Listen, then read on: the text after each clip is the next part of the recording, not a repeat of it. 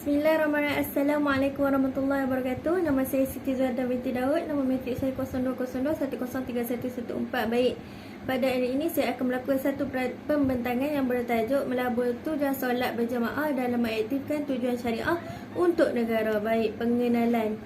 Dahulu, para fuqaha syariah telah memberikan perhatian kepada solat berjemaah untuk mencari pelbagai hukum fiqh tujuan syariah untuk negara berdasarkan persamaan yang dianggap sah antara imam solat dengan menyelami rahsia solat berjemaah yang untuk mendedahkan apa yang terkandung di dalam mutiara dalam politik.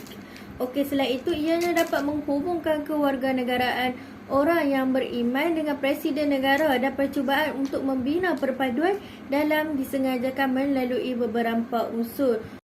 Okey, baik, terdapat beberapa unsur. Yang pertama, solat berjemaah antara khusyuk dan niat. Yang kedua, kaitan solat berjemaah dengan tujuan negara dalam perundangan Islam. Yang ketiga, memanfaatkan tujuan solat berjemaah dalam menetapkan tujuan syariat bagi negara. Dan yang keempat, mengaktifkan tujuan syariah untuk negara dalam ketekunan yang bertujuan. Okey, baik, saya akan menceritakan satu persatu tentang unsur-unsur tersebut.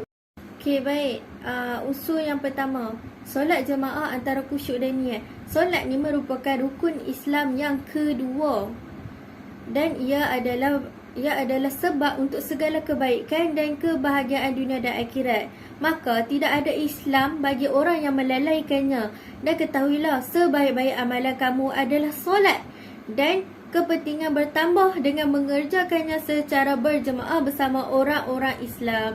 Oleh itu, jika mutu solat individu adalah mutu orang Islam, maka solat berjemaah di masjid pula merupakan mutu negara Muslim. Okey, seterusnya, hakikat solat berjemaah dan hukumnya. Solat berjemaah adalah kaitan dengan solat imam dan lelaki yang bermastautin yang boleh menyembah Allah Subhanahu Wa Taala dengan melakukan solat 5 waktu sehari semalam dan mengerjakannya tepat waktu solat. Ianya mengandungi makna tujuan sosial dan politik seperti mempamerkan upacara agama, melindungi perpaduan agama, memelihara ketertibannya, memberi amarannya agar tidak meninggalkan kumpulan dan apa yang ditambah dengan ikatan Islam yang erat dan lain-lain lagi. Okey, seterusnya, tujuan solat berkumpulan politik. Satu ibadah yang solat ini, tujuan solat berkumpulan dan politik. Okey, baik. Solat ini merupakan satu ibadah yang paling khusyuk, paling mulia ketaatannya dan ibadah yang paling agung dalam Islam, sehingga ianya menjadi satu objek kekaguman kepada Tuhan Yang Maha Esa. Tujuan pendidikan solat ini adalah salah satu tujuan yang paling kuat kerana ianya berkaitan dengan aspek praktikal atau tingkah laku kehidupan Muslim. Okey, solat adalah asas kepada proses pembangunan yang menyeluruh sehingga Nabi Muhammad SAW mencapai seluruh pentadbiran kerajaannya. Okey, baik. Unsur yang kedua iaitu kaitan antara solat berjemaah dengan tujuan negara dalam perundangan Islam. Baik, tujuan negara dalam Islam adalah berkaitan dengan tujuan solat berjemaah untuk penyertaan mereka dalam tujuan pertemuan, ketetapan dan persaudaraan. Selain itu, ianya dapat menonjolkan tujuan solat berjemaah antara kaitan dengan berakal dengan nilai-nilai politik negara di negara moden sebagai alat untuk mendidik rasa kolektif dan dimensi sistematik negeri. Okey, baik, seterusnya, mengikut imam besar atas imamah kecil. Ianya dapat diperluaskan lagi kepada semua ketentuan dan keperluannya, seperti masyarakat khalifah dan analogi syarat-syarat imamah dan tujuan-tujuan negara atas tujuan solat berjemaah. Okey, baik. Maksud melantik imam yang paling agung ialah pertemuan kalimah, kesatuan dan tegaknya agama, pelaksanaan ketentuan Allah Subhanahu Wa Taala, perlindungan pemilikan negara, pemeliharaan orang Islam, dan penindasan kejahatan dan kerosakan. Untuk ini sebab imam ini ditubuhkan untuk penggantian kenabian dan memelihara agama. Okey, baik, seterusnya objektif kebebasan dan kesaksamaan dalam cahaya solat berjemaah. Okey, baik. Kebenaran Islam ni terletak pada pengabdian agama kepada Allah Subhanahu Wa Taala. Tiada Tuhan selain daripada Allah Subhanahu Wa Taala. Keikhlasan ini memerlukan pembebasan jiwa manusia daripada sifat kehambaan dan tunduk kepada Tuhan selain daripada Allah Subhanahu Wa Taala. Oleh itu, manusia dengan rela hatinya bangkit daripada ketakutan selaras dengan monoteisme, yakni tiada Tuhan selain daripada Allah Subhanahu Wa Taala, yang betul-betul mewakili slogan untuk mengisytiharkan kebebasan dan maruah anak Adam, sehingga semua penindas buatan manusia ni jatuh bersama.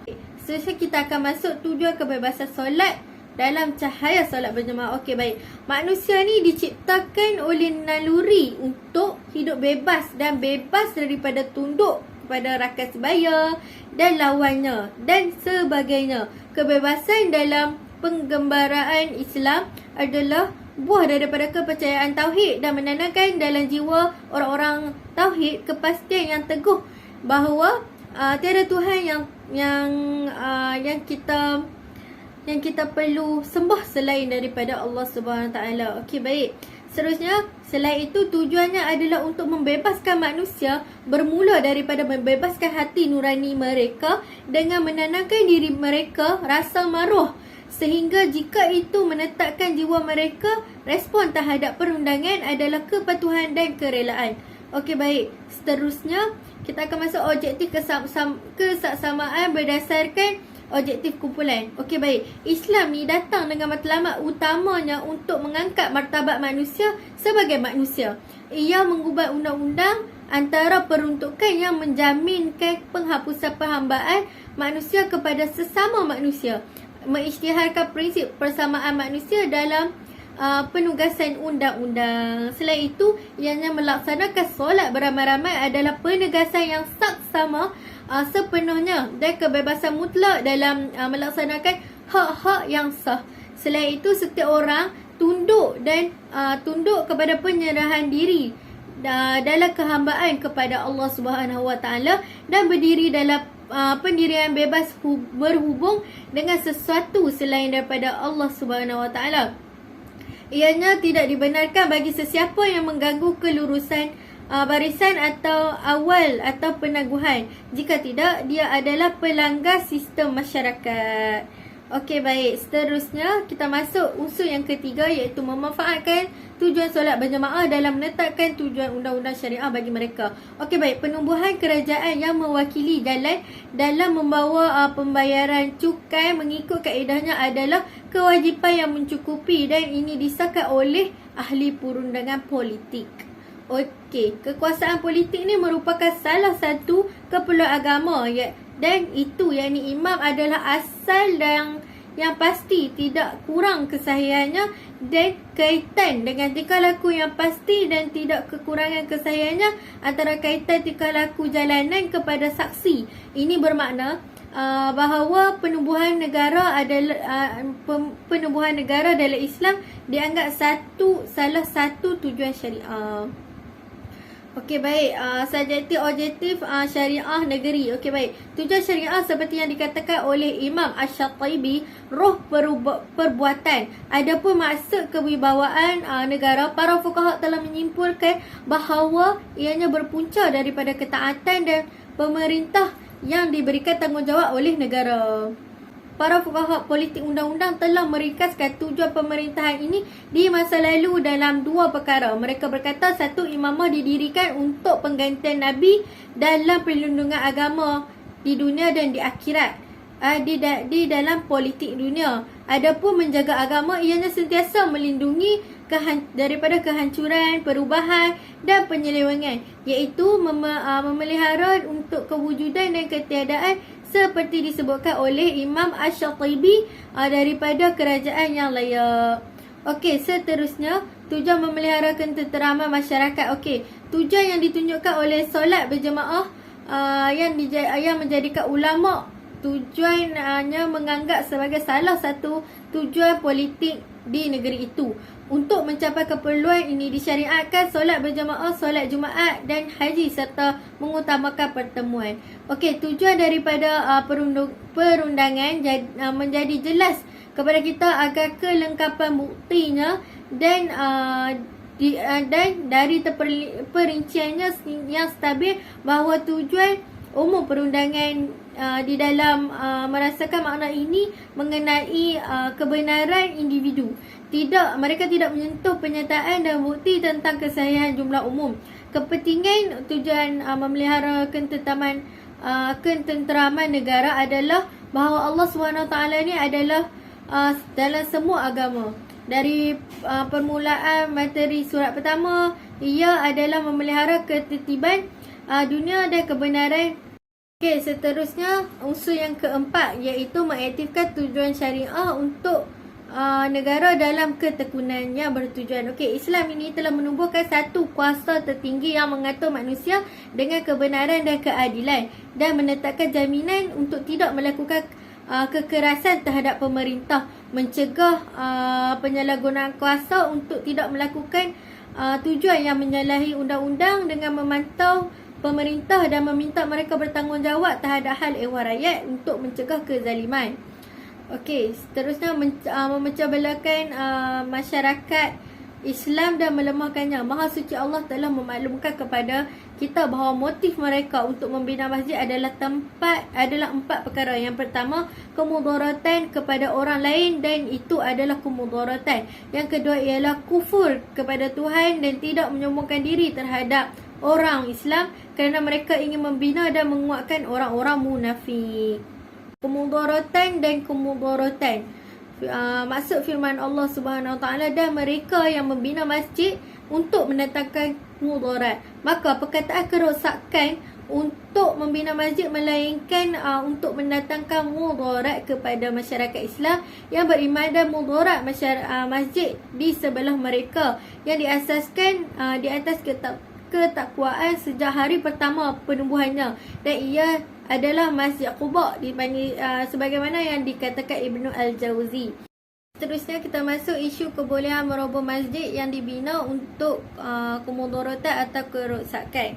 Okey, baik. Sebahagian daripada ulama menafikan kebolehan merobohkan masjid yang mendatangkan kemudaratan kerana masjid itu sendiri tidak ada salah padanya, tetapi kesalahan itu terletak pada imam ataupun ahli masjid tersebut dan berbeza-beza dengan mereka. Sebahagian ulama melihat keizinan pemerintah Islam untuk merobohkan masjid ataupun memindahkannya ataupun menukar dengan beberapa masjid yang lain hanya untuk satu daripada empat kesalahan, dan mereka menetapkan bahawa semua syarat di dalam masjid untuk dirobohkan atau ditinggalkan sesuai dengan sabdanya, tidak tinggal di dalamnya selama-lamanya. Dibolehkan bagi rakyat negeri itu merobohkan masjid-masjid ini dan membuangnya.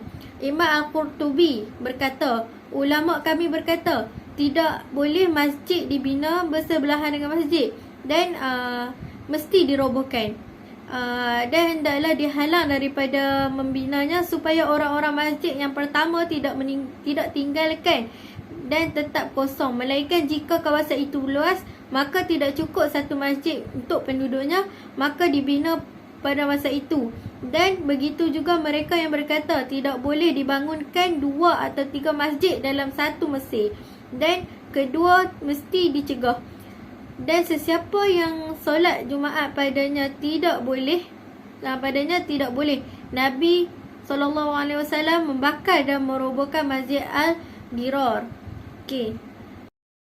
Okey, baik, kita masuk hukum mengulangi solat berjemaah berdasarkan tujuan berkumpul di untuk solat di masjid. Hukuman mengulangi solat berjemaah berdasarkan tujuan berkumpul untuk solat di masjid. Ditegaskan larangannya jika berniat berbeza pendapat dengan imam dan berpisah dari golongan atau orang-orang yang menyimpang dan menyesatkannya menggunakannya untuk menunjukkan mereka dan mengumumkan bid'ah mereka. Pemulangan adalah dilarang untuk memelihara kesatuan kelas dan kesatuan perkataan dan untuk menghalang rakyat kepalsuan daripada mendedahkan bid'ah mereka. Tujuan yang paling jelas di situasi kumpulan adalah menyatukan hati. Okey, baik. Selain itu, isu ini tiada asas kecuali menafikan perhimpunan orang-orang yang menyimpang dan bid'ah dan tidak meninggalkan dan menunjukkan mereka dan menjadikan perkataan ahli sunnah wal jamaah adalah makna zahir kerana ahli bid'ah dahulu mengharapkan solat. Okey, baik. Okey, kesimpulannya, perkataan maqasidin kuno dan moden digabung dengan maksud umum dan Islam dan syariatnya, berkisar tentang penambakan manusia yang membawa kepentingan dan pelindungannya untuk merosakkannya. Walaupun ungkapan kadang-kala berbeza, namun ia tidak menoleh para fuqaha merujuk kepada isu-isu bangsa supaya berhenti teori dan mengumpat dalam bidang struktur organisasi masyarakat Islam. Dan ini terbukti dengan kekurangan perhatikan tujuan syariah dalam banyak bidang fiqh. Dan ia telah diturunkan mengkaji bukti tulisan Ibnu Ashur bahawa terdapat tujuan historik khusus. Okey, selain itu kajian ini dia membuktikan hubungan rapat antara solat dengan negara dalam memelihara sistem pertemuan dan mendirikan solat dalam satu kumpulan dan melalui melihat ketaatan, nasihat yang jelas, perundingan yang ikhlas dan mengembangkan kemampuan dia mempunyai rasa tanggungjawab. Yang baik datangnya daripada Allah Subhanahu Taala dan yang kurang dan kelemahan yang lemah itu datang daripada kesilapan saya sendiri. Sekian, terima kasih. Assalamualaikum.